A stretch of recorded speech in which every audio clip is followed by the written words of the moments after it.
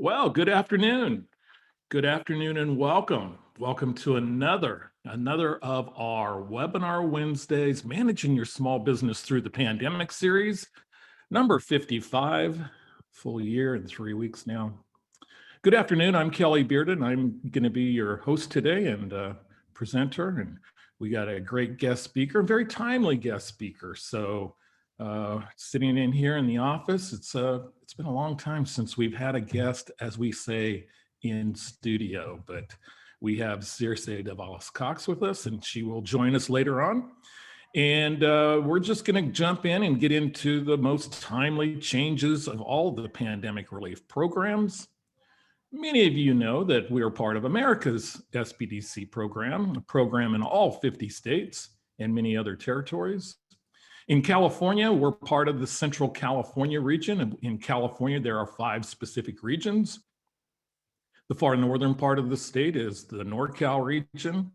Then we're the Central California regions, and there's also regions in Orange County, Los Angeles, and San Diego. So wherever you are, look out and find an SBDC if you need any services, if you need any assistance, if you need some pandemic relief help in any way, shape, or form. So our Central California region we're located here in downtown Bakersfield, which is in Kern County. And also we service Inyo and Mono counties. In addition, we have 5 other centers throughout the region. One of them in Clovis, in Merced, Modesto, Salinas, and San Luis Obispo. So again, if you have a need, reach out.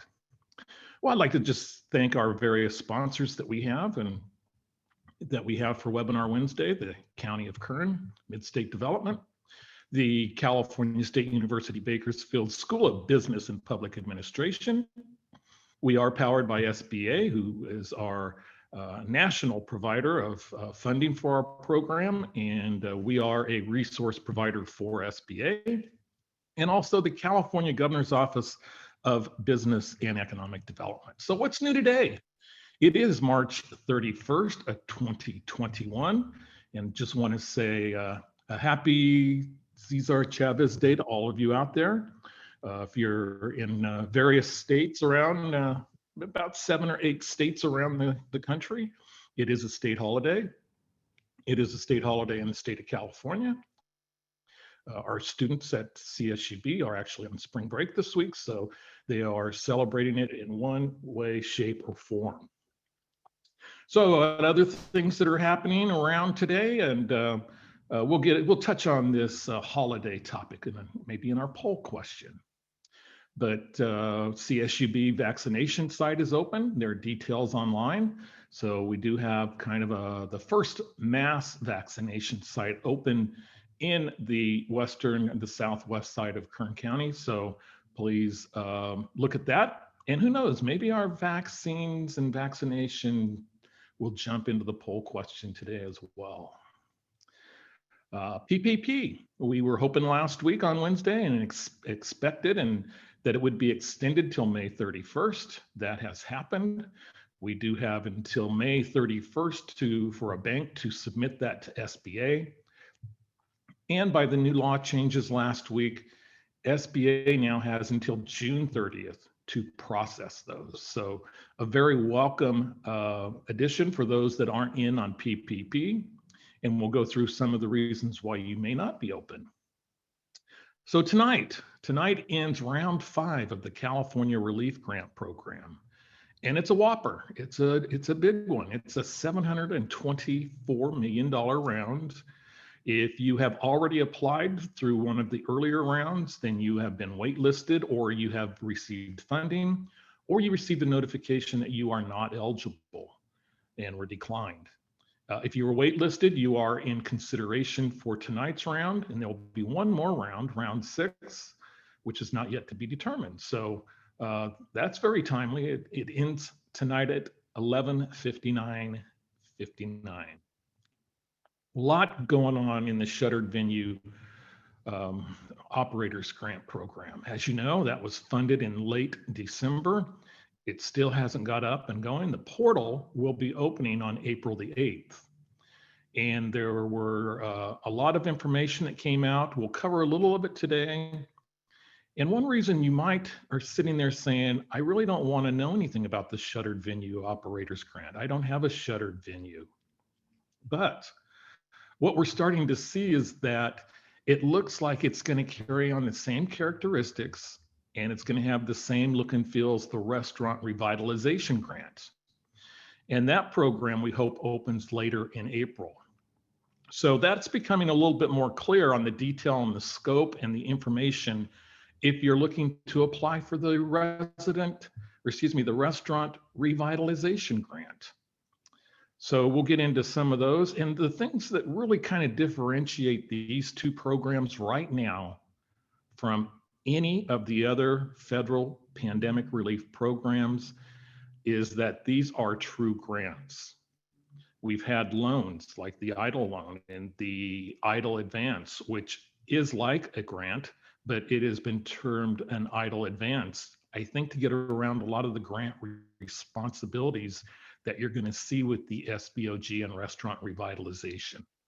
Very more detailed applications and just really have the look and feel of about any grant that is administered by the federal government. So just before we came on last week, we had breaking news with the latest, and that was EIDL loans were going to go up to 500,000. Have a little bit of information on that I've kind of heard through the pipeline and through the back door, and also on EIDL advance. And really, what I've really heard so far is SBA is internally going to look into increasing the size of EIDL loans with individuals that have already contacted them or ones that they think that really need those additional funds. So through their database, and I mean, they have an incredible database that they can pull from with all of the EIDL loans that were made last year and in additional correspondence. It looks like initially that there is not going to be an application process to increase your economic injury disaster loan from 500,000 up to, from 150,000 or less up to 500,000. And it even could even come for those that got in before the limit was lowered to 150, because for a while we were seeing EIDL loans in probably right around the 1st of April, so probably about a year ago, being made to the tune of about 350,000. And then it was lowered to the 150. We got help for you next week on the employee retention tax credit. And the employee retention tax credit for 2020 is again a tax credit, but unlike most tax credits, which are generally a credit against future tax that you pay, this is a refundable tax credit, meaning that you can actually get the refund in advance of filing your tax returns. And next week, we're fortunate to have a very qualified and able CPA, Michael Stevenson, and he'll be joining us and talk about the ERTC 2020 while we await guidance on what the rules are going to be for 2021. Because one thing we've always learned in the last 55 weeks anyway is that things change and they change often. So we'll take your questions, go to the Q&A box, and we'll take your questions in the Q&A box. We're going to have a poll today and maybe even a lot more. So in time for my disclaimer right now, keep in mind this information does change often and is based on current information of programs. It can and likely will change. For example, if you go back 20 weeks in a webinar and look at our YouTube channel at CSUB SBDC, you'll find webinar number 35, and it could have changed dramatically since then. So we're up to date and we're current this week with number 55, and we encourage you to consult your advisors. Your advisors could be your advisor at the SBDC. It could be some of your financial advisors, your CPAs or lawyers or other accountants. So please do seek that information. And right now, what we're going to do is we're going to go to a poll and go into the polling and start with the first of 3 questions today. And the first poll question that we're going to ask is, I'm interested still in the following pandemic assistance or relief programs. And that would be, what are you still interested in? And is it PPP first or second draw? Is it the EIDL grant or the EIDL increase, the shuttered venue grant, the restaurant revitalization grant, or the PPP 1 or 2, as far as the forgiveness information on that? Do you want PPP forgiveness? We have it for 1, and 2 is going to probably be a little while. So you can vote for multiple choices here. You can actually jump in on and take a couple of them, but we're looking at, what are you still interested in, or what are you interested in the most? Is it first or second draw PPP? Is it the EIDL grant or the EIDL increase? Shuttered venues? Is it the restaurant revitalization grant, or is it forgiveness, particularly for PPP 2, but also for 1? So we'll give you another second or two to actually get in. We have about 64% of you voted already, so thank you for jumping in. It's great to get this type of information and to really see what your needs are to help actually work with you in this particular programs. With about 70% of you, let's end this poll right now, and I'll share the results with you. And there you have it, a tie between EIDL grant and EIDL advance, or EIDL increase. So that would be the EIDL advance or the EIDL increase amount, get a larger amount, with 53% of you interested in that. And then also 53% of you interested in forgiveness information. And since you're interested in that, maybe we'll look into that a little closer when we hit the PPP page today. So 53% on each. We also have 30% of you that are still looking for a PPP first or second draw. That's great news, plenty of money. We'll look at that as well. And also the shuttered venue and restaurant revitalization, 13% each. Thank you so much for that one. And let's go to question number 2, getting a little bit of whimsical with it being a holiday and a state holiday. And this is my way of celebrating Cesar Chavez by doing this today. So our question is going to be, which celebrity is spearheading or has spearheaded an effort to create a national holiday for Cesar Chavez? Is it Joe Montana? Is it entertainer Carlos Santana? Is it Cheech Marin of Cheech and Chong fame? Or is it Lin-Manuel Miranda? So get in often, get in and vote away. It's the whimsical question part A of the day. That's right, you get 2 whimsies today, as I like to call them. So really, Joe Montana, no love for number 16, Hall of Famer from the San Francisco 49ers. Okay, I could see that. So we have about half of you in. If you want to jump in, hurry and do so, because we're going to end this particular poll and end it right now. And I'm going to share the results with you. What you see is first place goes to Cheech Marin of Cheech and Chong fame, 44%. We have 32% of you with Carlos Santana, who's behind the band Santana, Lin-Manuel Miranda, who needs no introduction, Hamilton fame, and others, and also Joe Montana. Just really couldn't get a vote for poor old Joe there, you know. First, the GOAT Tom Brady takes over his stature as the greatest quarterback in the game, and now he can't even get 0 here. Well, the correct answer on that is Carlos Santana, who has spearheaded an effort in order to try to get a national holiday status for Cesar Chavez. Okay, one last one. Since we talked a little bit about vaccinations, and there's been some interesting freebies that are now associated, and I'll share this poll, is what freebie is not being given away to individuals who have had a COVID-19 vaccination? It has not. We're looking for something that has not been given away. Is it a raffle ticket for a new Mercedes-Benz? A free daily donut? A pre-rolled marijuana joint, or discounts to 20% off on your entire food bill? So jump in and Yeah, kind of a little bit of fun today, huh? You throw a holiday my way and I get a little more fun. So this was according this week into, we get our information here from trusted sources, a lot of news sources such as the Bakersfield Californian, the Mountain Enterprise, a lot of our local newspapers here in Kern County and throughout the state, the Wall Street Journal and others. This came from one of those. And it was an article on the freebies that were given away to individuals who can present their COVID-19 vaccination card. And we got 54% of you in. So let's end the poll and share the results. And half of you think it's a pre-rolled marijuana joint, while 21% a raffle for a new Mercedes-Benz. Discounts to 20%.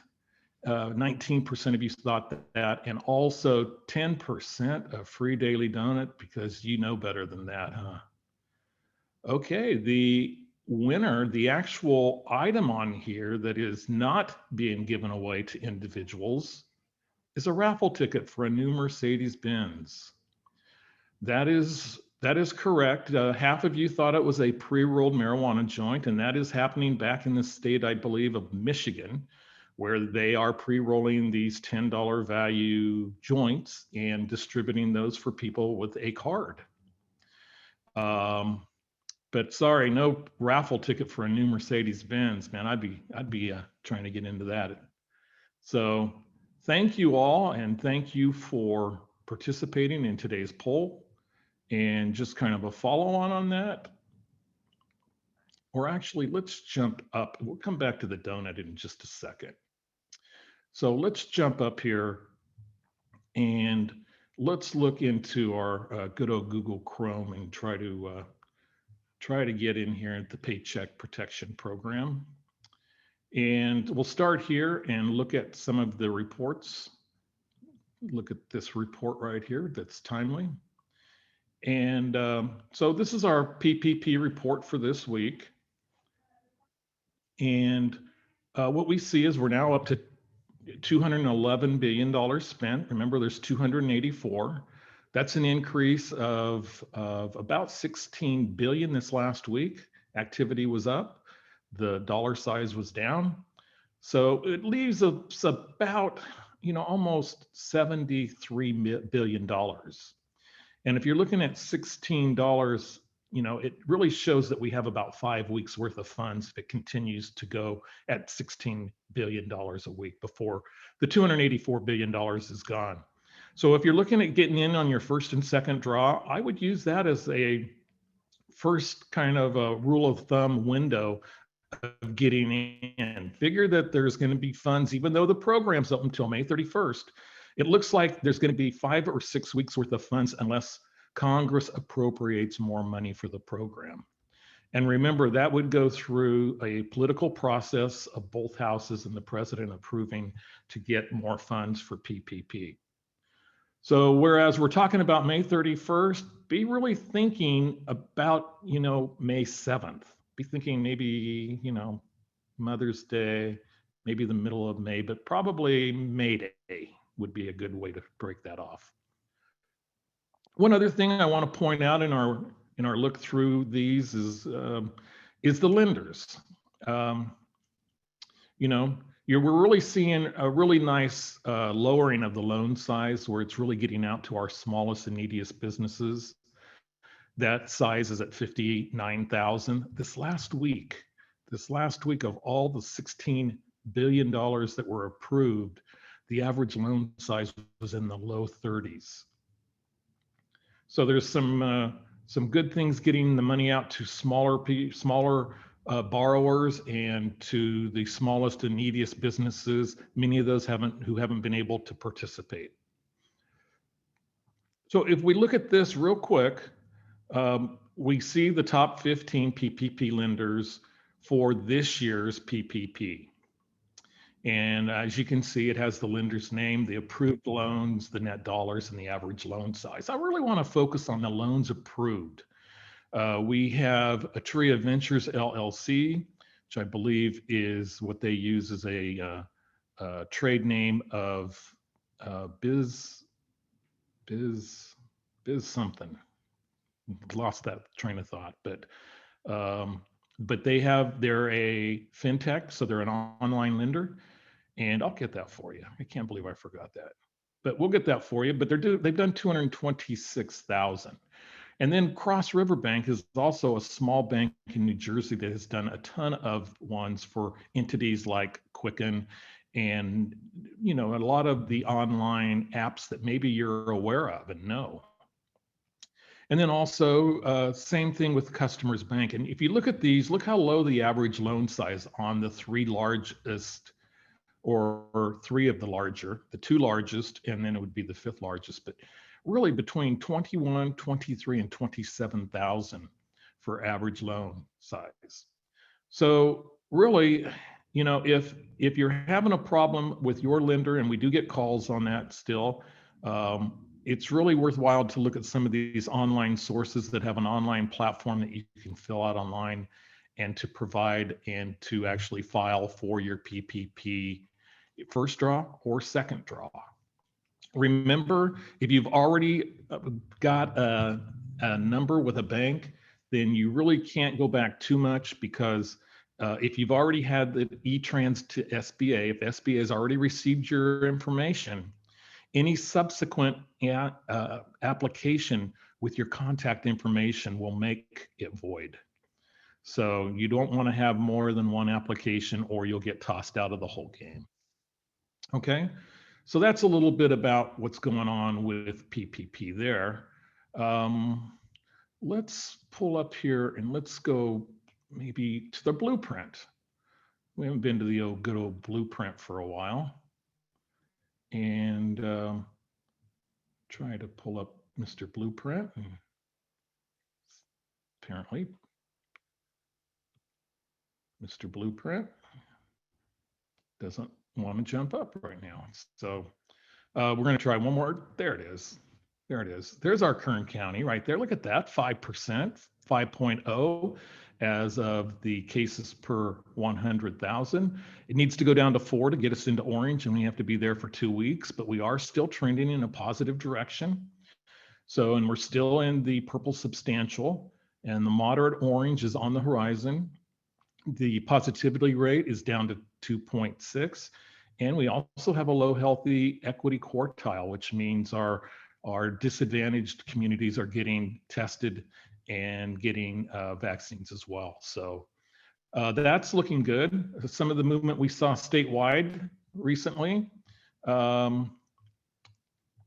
of course a regular feature here on Webinar Wednesday, is the state's website taking a little bit of time to load, but we're starting to see some orange in right below us. Look at that. Is that LA County in the orange? It is. So, and a lot of orange up to the north and central part. I see where Tuolumne County is now in the orange, and still have some purple though. We still have purple in Inyo County, which is I just am kind of dumbfounded by that. And then also 2 of our San Joaquin Valley counties, San Joaquin County, ironically, and also Merced County. But everybody else is in the yellow, orange, red. And soon the governor said that there will be a green tier, which will reduce even the restrictions lower than the yellowest, easiest tour that we have right now. So that green tier is going to be coming. There's not a specific timeline, but he promises it'll be sooner than we think. So hopefully tomorrow. Okay, so that is a little bit on our blueprint. We've hit the PPP, and went right past my donut, didn't I? There we go. I know the donut. And there's your free donut. So after the poll question, I just wanted to look at this vaccination card. I think it's a clever ad, and you get points. And if here in Bakersfield, we have that Krispy Kreme out there, and I haven't been out there yet, but I want to go. But it's interesting, this vaccination card. I have to point out some things here. There's the name Jane Doe, and Doe is spelled correctly for a donut.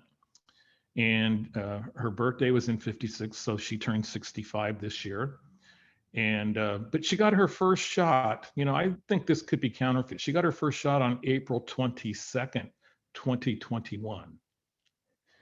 And unless Jane has a time machine, that would have been very difficult to do. I love a good crystal ball, but now they're coming out with time machines. Also, this vaccination card they're saying is that it's going to be an official document, even though it's fairly easy to actually counterfeit, and there are versions of it already available for $200 apparently on the dark web. But it's kind of an awkward site for those of you that have one, and you might need it for travel and for a lot of other reasons. So if you're taking advantage of these free offers, please be careful. So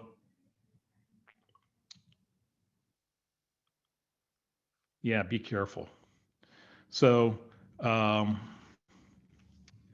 do that. And I think a good business idea for those of you out there might be to get like a plastic holder that would fit that card, since it is kind of an awkward site that protects that card. But that's just an idea. I'll buy one of those.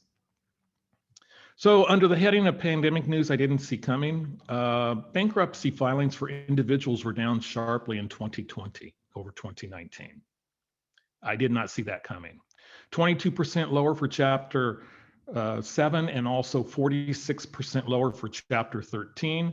Not surprisingly, though, businesses and commercial filings rose 29%. So quickly going through, you know that our PPP's open and you need to contact a lender or find a lender. Shuttered Venues opens up the portal next Thursday.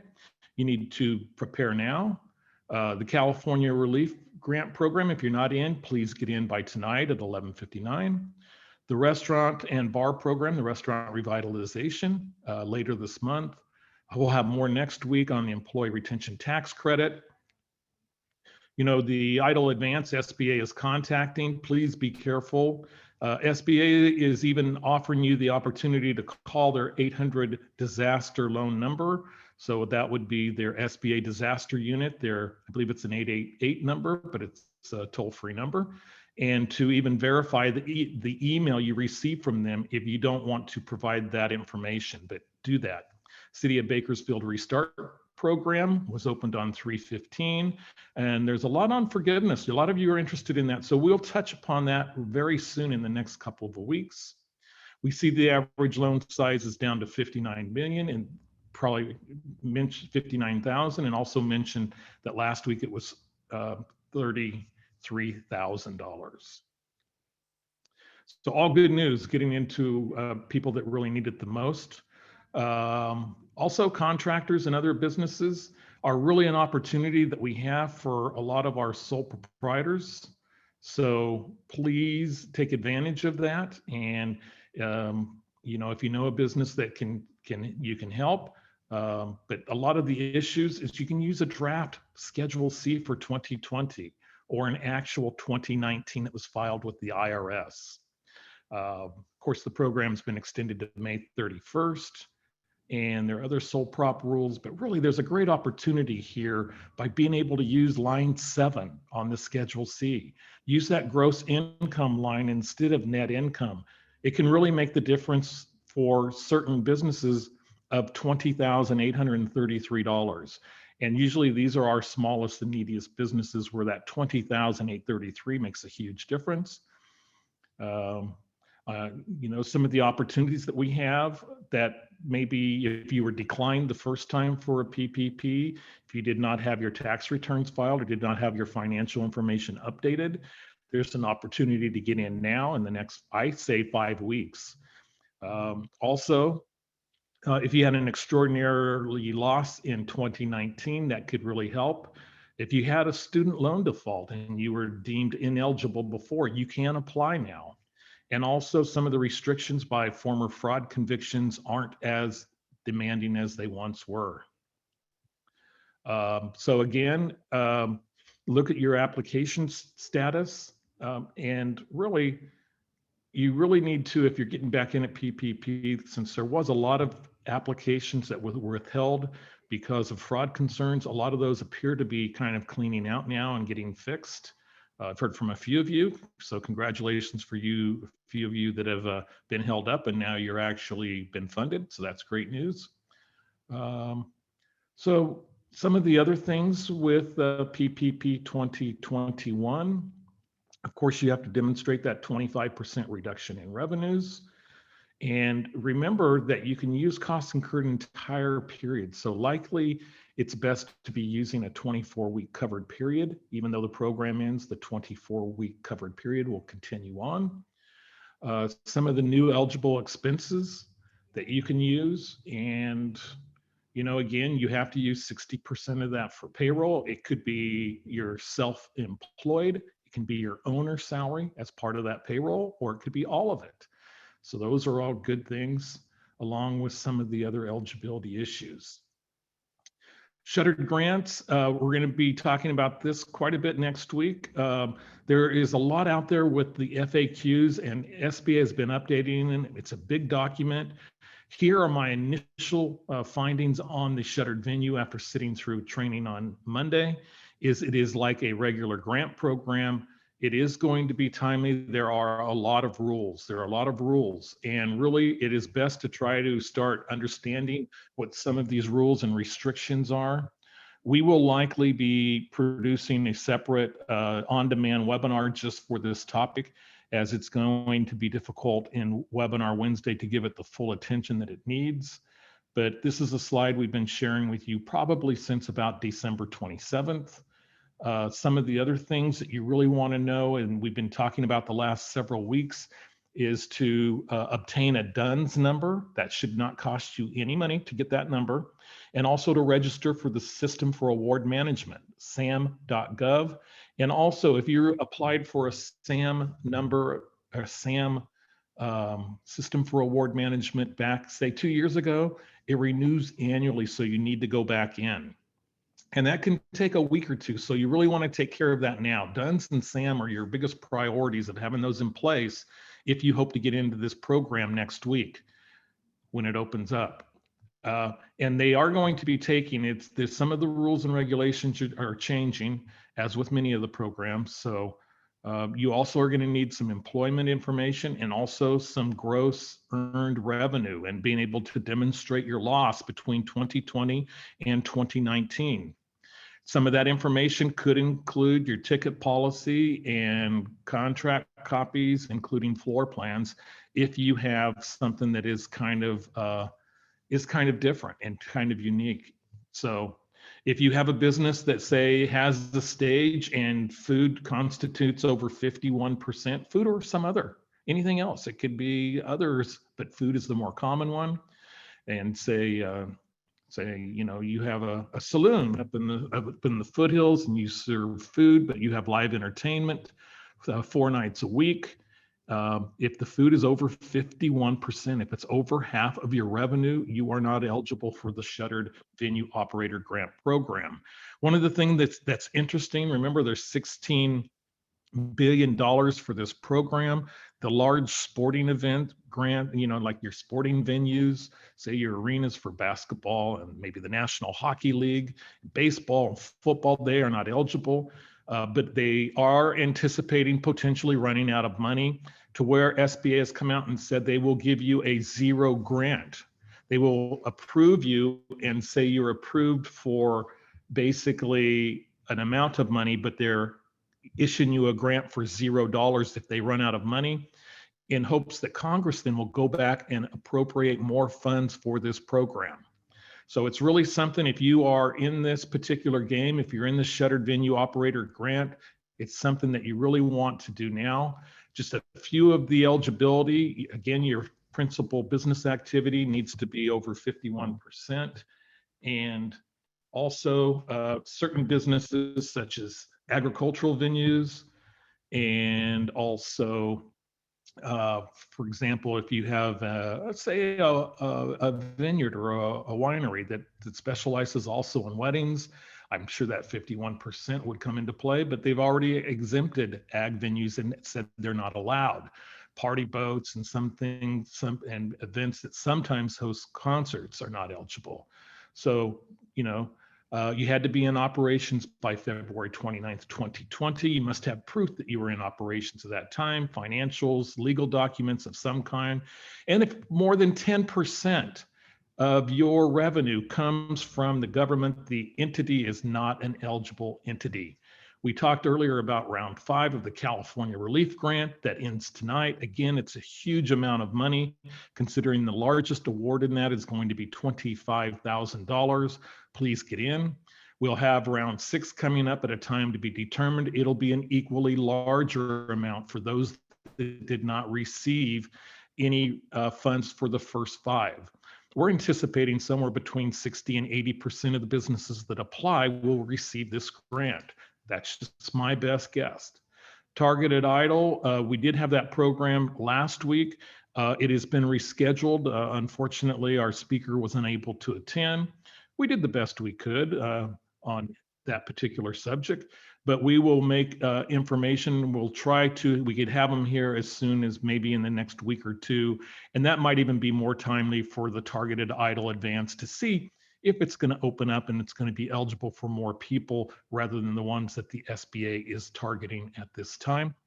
This will be a topic next week. We've got a whole guest segment for it. Again, the program, we talked so little about the first 40 or 45 or 48 weeks of this webinar series, but the tax credit is viable, the tax retention credit.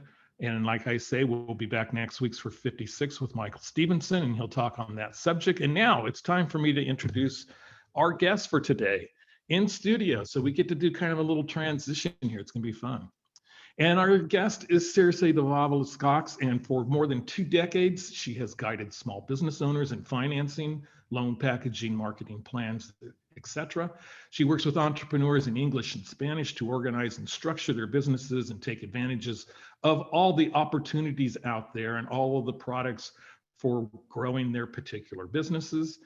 She's worked one-on-one with a number of various entities. I met Circe when she was at Valley Economic Development Center in the San Fernando Valley. She's also worked for a number of other centers. She has been with the CSUB SBDC as a lead consultant since I'd say around 2015, I'm guessing. And she also does work with the Women's Business Center, just not quite as long. So Circe, it's great to have you. I'm going to push the transition your way and take it away. Thank you, Kelly. Hi, everyone. I'm going to have Kelly help me put my presentation so that I can start talking about what the small business clients are, the Hispanic clients are having issues with, and how we can all help them out with getting the word out that all these loans are available. But before I continue with this, I want to make emphasis on what Kelly was saying in regards to the Cal Relief Grant, because it ends today, but I am finding out that some of my clients that would waitlisted, once we're going back to the Lendistry page, even though they all had green,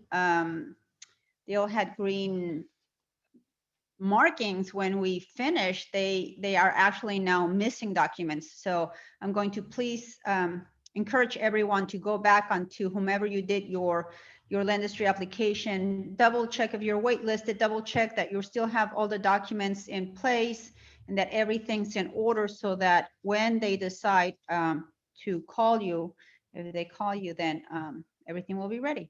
And now let's talk about what I came to talk about, which is the small businesses. And the problem that we're having right now with the Hispanic market and the mom and pop shops is that they really don't understand the what this is all about. They have very little information.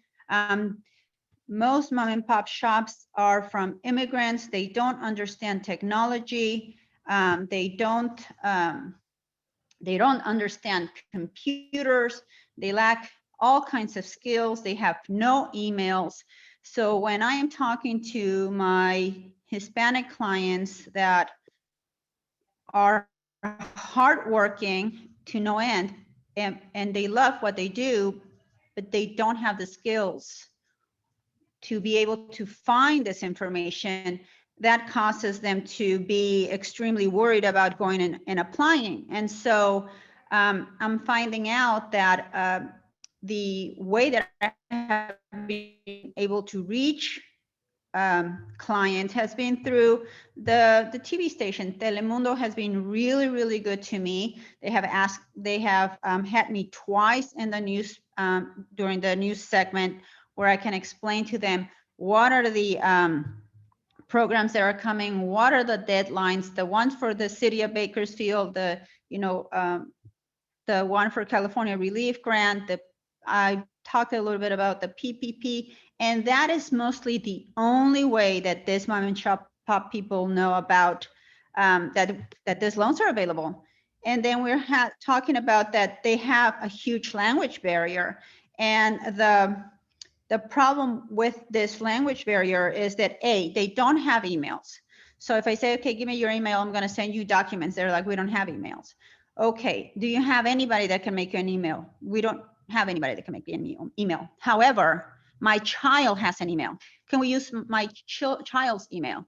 So then I get with the children. I said, this is what's happening. This is what I'm doing. Here's the emails that are going to go through all kinds of situations. And so what I'm trying to get to is that we really need to help people with this situation. The SBDC has been very good at trying to help all the restaurant and all the the gardeners, the daycare centers, the car dealership, the salon and barber shops, the trucking companies, tire centers. So all of these businesses that you have here, I have helped in the process of getting PPP or EIDL or the California Relief Grant or Bakersfield Restart, whatever it may be. And they all come to me and they say, my aunt heard on the news. My mom told me to call you. There's always everybody that calls me or makes an appointment with me does not say, oh, we saw it online, or I was doing some studies. No, it's all because somebody told them. So a lot of word of mouth with the Hispanic populations. Now I'm gonna give you an example about this gardener who came to me and said he was sent by another gardener who I had helped. And he came and I said, well, I'm gonna send you forms. And he said, I don't know how to sign forms. So I said, okay, come to my office. So him and his son came to the office. We filled the forms, and they said, well, okay, that's great. I had to get their phone and show them on their phone how they needed to tap everything so that we can create all of the passwords and everything that they needed to do. And they didn't have a way to upload documents onto the system. So I'm like, okay, bring me the documents. I'll upload them. It's really easy for me. I have a scanner. They were so thankful. They got their $5,000 and they were so happy. They were going to be able to now buy new equipment for their gardening. One of their machines had broken down and they didn't know how that was going to be, how they were going to be able to repair it, let alone buy a new one. So with this grant, they were able to help themselves that way. I have daycare centers that were shattered, that they had no way to make their income. All the kids were either at home with their parents or, they had to shut them down. And same situation, they don't know what to do. They come to my office. There was a couple that it was really funny. It was a husband and wife, and each one had a phone. And every time because my office was closed and I had to do this just by talking to them, one would hold the phone and the other one would hold the other phone so I could see what was going on their phones, and I would have to tell them, okay, click here and click that. So it's so difficult for them. It's so difficult. So we need to get more hands-on on trying to help these people.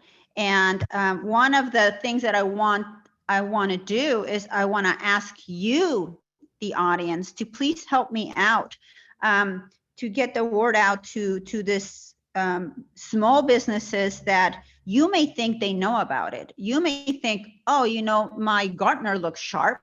He may know about these programs, or, you know, my baker must know about this programs, or my vendor, whatever it is. That if you're around, just say, hey, have you heard that there's all this assistance for businesses going on?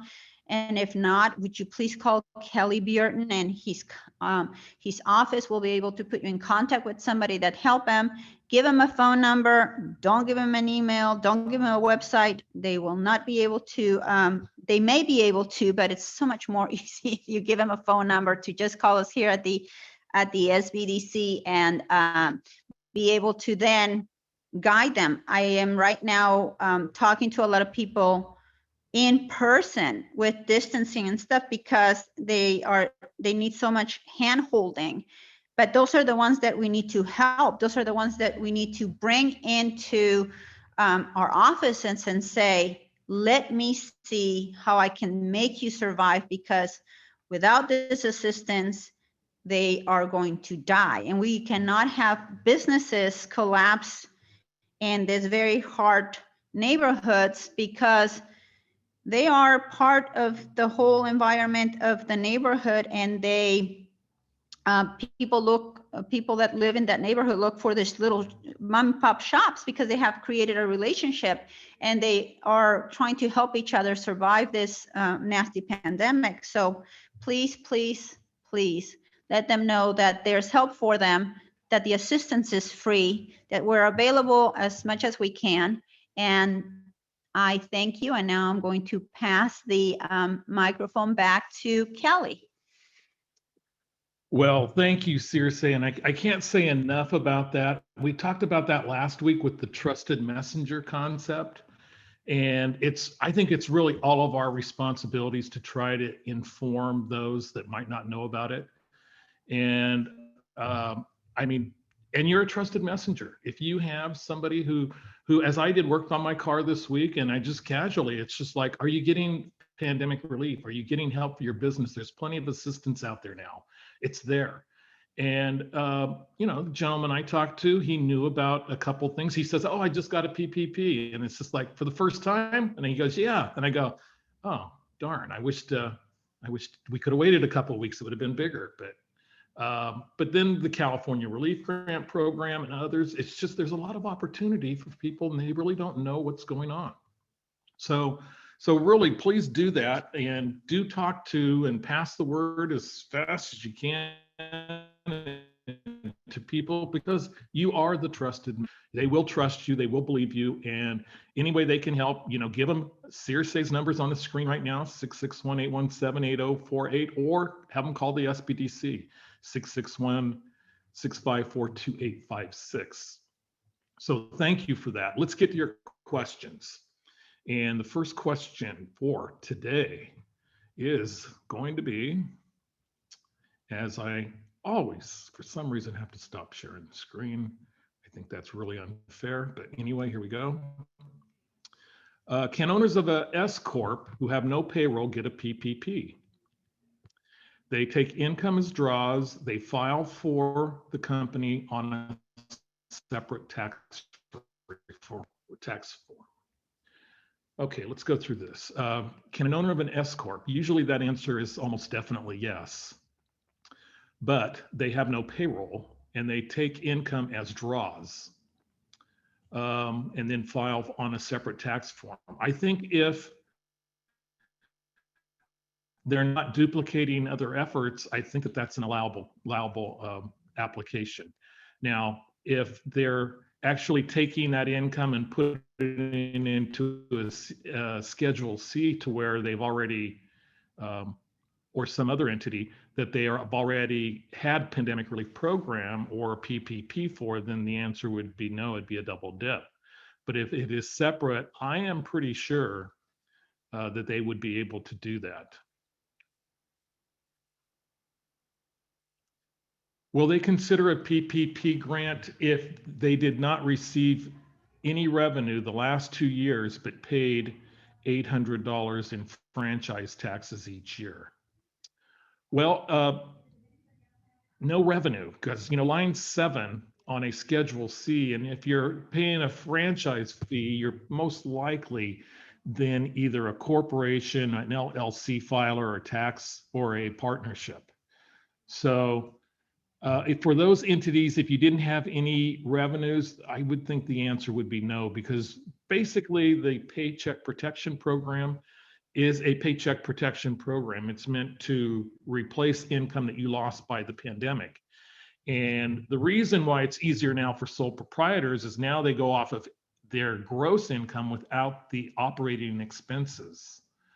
But if you didn't have even gross income, then there's really no revenue that's being replaced. So that would be kind of the problem. I received a $5,000 grant from the California Relief Grant. Hey, congratulations. Can I apply for another one? I'm sorry, you cannot. You can only apply and receive one time. If you apply more than once, it's going to give you the same problems that we kind of had and seen earlier with particular programs. Okay, so can I apply for a PPP if I received a California Relief Grant? And the answer to that would be yes. Yes, you can. You can receive a PPP if you received a California Relief Grant, and you can receive a California Relief Grant if you received the PPP. Okay. I was not able to log into my Lindustry account, and the Lindustry account is the account that and is the name of the online fintech company that's doing the California Relief Grant Program. So you were not able to log into your Lindustry account. The error indicates my account does not exist. I applied in January and have been notified each round that I have been waitlisted. Should I be concerned? We have not been funded. Well, that is definitely a new one for me. I have not heard of somebody who has been notified each round that they've been waitlisted, and then all of a sudden says that your account does not exist. Boy, that's one that I would really want to talk to Lindustry, and their 800 number is maybe in the chat. I didn't check this today, but I think it's in the chat. And it's something that I would call them. And I know with the deadline being tonight that it's going to probably be a very busy number. But I just don't have an answer for you. Maybe it's possible that you were actually waitlisted and actually then funded, but I don't think your account would completely go away, as your account is needed in order to put supplemental documents after you've been waitlisted and then approved. So I guess I would be a little bit concerned. I don't really know why that would happen. So let's see what else is going on today. You see in the chat, there's a lot of other resources. Thank you, Maureen, for putting those in. And there's some questions here too. So let's hit some of these questions that are in here. Will they consider a second round, a second helping of PPP, as I like to call it, if you have not had a 25% decrease in revenue? So remember, Dennis, that you only need a 25% decrease in revenue for one of the 4 quarters from 2019 to 2020. So you don't need an annual decrease, but you do need to demonstrate for at least 1 quarter that you have had a 25% decrease. So also in the chat, you see a link to the shuttered venues, the recent information on the PDFs. We see, how do you apply for a DUNS number? And to apply for a DUNS, what you can do is, it's, I think, a relatively simple process by just kind of Googling it. If somebody comes back and wants to actually charge you $250 or something like that, then do not proceed. There are free resources out there. I believe on the SBA site, they have both a video for applying for DUNS and also they have a SAMS. And also, I see who this is from. So you are a client of the SBDC. We have a procurement specialist who could probably talk you over these instructions over the phone. If you still need that, let me know.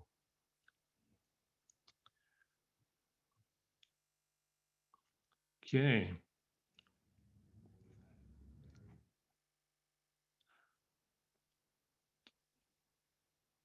So, so JR is offered to help, and just any way you can refer some of these businesses who you can almost see businesses who maybe have a difficult time. So you see the Lindustry customer care number 888-612-4370. And the question is if the next question is if we received 150K for our EIDL loan in 2020, can we possibly roll that into an existing $500,000 loan? The word possibly is really a good word to use in this particular case because it will be possible for you to do so. Right now, they are saying that SBA, from what I heard just yesterday, is that the initial increases in the EIDL loan program going up from 150 are going to be done in-house. That's very likely to change and can change. We will know more when we get closer to that. But right now, I believe SBA is reaching out to those who they think need it the most. So stay tuned. The email for Lindustry is, but I would probably jump in with the 800-888 number, and I just have a feeling it's going to be very, very, very busy today. But it is CA Relief Grant at lindustry.com. So it is true that the California Relief Grant is capped for businesses that have up to 2.5 million. So if you have over $2.5 million in revenue, then I'm sorry, you're unable to apply. I heard some great comments that the Lindustry people are very, very helpful. Thank you for that. And there's more information on the DUNS. And the last question I have here is, have you heard if the EIDL payback period is going to be paused for a year? And yes, we mentioned, I should continue to mention that, but a few weeks ago, we mentioned when we heard that the EIDL loans are actually going to be given another year before they are actually need to start being paid back. So if you have somebody that's asking you for an EIDL payment right now, that is a red flag that you have a problem. But right now, it is the economic injury disaster loan that you applied through the SBA portal and maybe even applied for it a year ago, and you were given a 1-year deferment that has another deferment for another year till March of 2022. So that's it for the chat. Swinging back around just to make sure there's nothing been added in the Q&A box. Got one more question in the Q&A box in regards to COVID relief grants and loans. Can a new e-commerce business based get access to these monies? Only if you were in business before February 15th, 2020. So it's a little bit problematic. And again, if you have an issue with Lindustry, do try to get in on their 888 number. I know a lot of the activity has gone down. So there's a good chance of getting in. Hey, it's 1 o'clock. We're going to get out of here almost on time today. So just really, there's a lot of opportunity out there and a lot of opportunity for you to pass on the good word and the good work that's being done by a lot of people. But there's a lot of programs, and we're going to be back again next week. And we'll be back next week with webinar number 56. So I'd like to thank Circe Davalos Cox, our guest today, and for all the great work that she has been doing in our Hispanic communities and working with even our Anglo clients and everybody else in between. I can relate to some of the issues that she talked about for people getting those programs. I have a mother who's 88 years old, and she fits, I think she equals the same thing and the same characteristics. So throw age in there as well, and not being adverse to technology. So any way that we can help these people, I'm down. So for Circe, I'm Kelly Bearden. We'll be talking to you soon. We'll be back next week. Have a great week. Bye-bye, everybody.